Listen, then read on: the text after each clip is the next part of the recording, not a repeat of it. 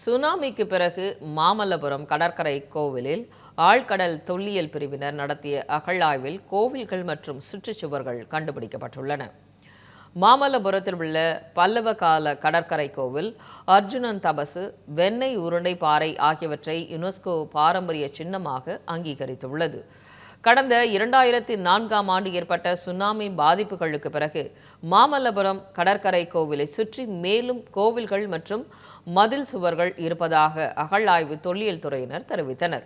இதனையடுத்து கடற்கரை கோவில் வடபுறமும் தென்புறமும் கோவிலின் கட்டுமான பகுதி இருப்பதாக கூறியவர்கள் நவீன தொழில்நுட்ப உதவியுடன் ஆய்வு மேற்கொண்டனர். மேலும் கடலின் அடியில் சென்று கோவில் உள்ளதா என்றும் ஆய்வு மேற்கொள்ளப்பட்டது.